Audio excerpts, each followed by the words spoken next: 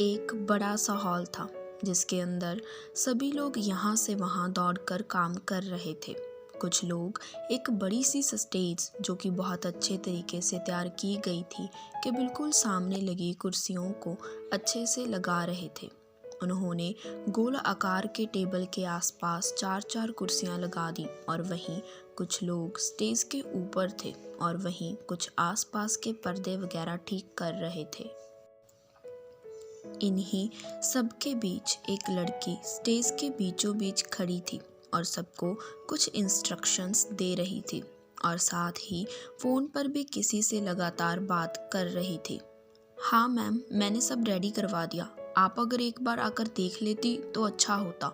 वो लड़की फ़ोन पर किसी से कहती है तो दूसरी तरफ से आवाज़ आती है, वो सब तुम देख लो, मुझे आने में थोड़ी देर हो जाएगी, पर याद रखना कोई भी गड़बड़ नहीं होनी चाहिए, वरना मेरे बिना कहे ही अपना रेजिग्नेशन लेटर मेरे टेबल पर छोड़कर चली जाना। फ़ोन के दूसरी ओर से ये आवाज़ आई और इसी के साथ फ़ोन भी कट हो गया। फ़ोन कट होते ही वो हॉल में खड़ी लड़की एक गहरी सांस छोड़ती है और कहती है, कभी कभी लगता है कि मैंने यहाँ पर जॉब लेकर गलती ही कर दी। खैर, अब कुछ कर भी नहीं सकते। वो लड़की वापस से अपने काम में लग जाती है, क्योंकि अगर कोई भी गलती होती तो उसे तो नौकरी से ही निकाल दिया जाता। कुछ ही देर में सभी तैयारियां हो जाती हैं और सब कुछ एकदम परफेक्ट था। वहाँ पर एक फैशन शो होने वाला था जिसे SS event management company manage कर रही थी, जो कि एशिया की सबसे बड़ी और नामी कंपनियों में से एक थी। फैशन शो शुरू हो चुका था। वहाँ पर बहुत सारे जाने माने लोग भी आए हुए थे। सभी की नज़रें स्टेज पर ही थी, जहाँ पर एक के बाद एक मॉडल आ रहे थे और जा रहे थे। वहीं उस हॉल के बाहर एक बड़ी सी कार आकर रुकती है और उसमें से एक लड़की जो कि लगभग 25 से 26 साल की होगी बाहर निकलती है। उस लड़की ने ब्लैक कलर का बिजनेस सूट पहन रखा था और उसके खुले बाल हवा में लहरा रहे थे और उसके कंधों तक आ रहे थे और उसके पैरों में ब्लैक कलर की हील भी पहनी हुई थी और उसकी आंखों पर भी ब्लैक कलर के छेद चढ़े हुए थे।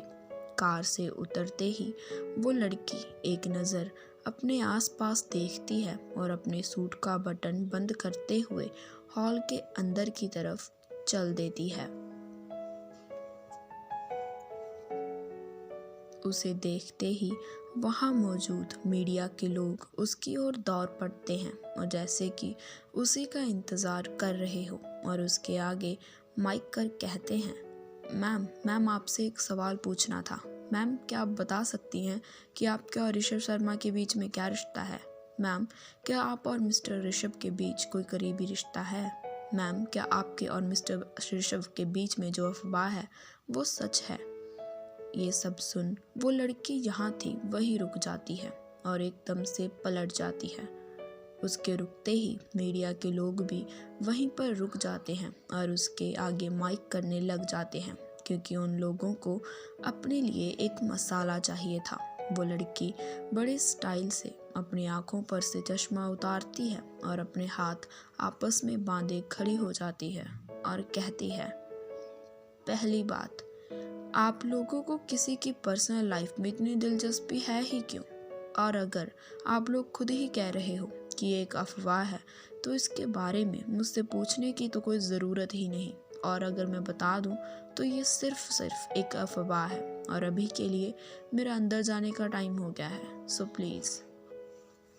इतना कहकर वो लड़की वापस से अपनी आंखों पर शेड लगा लेती है और अंदर की तरफ चली जाती है।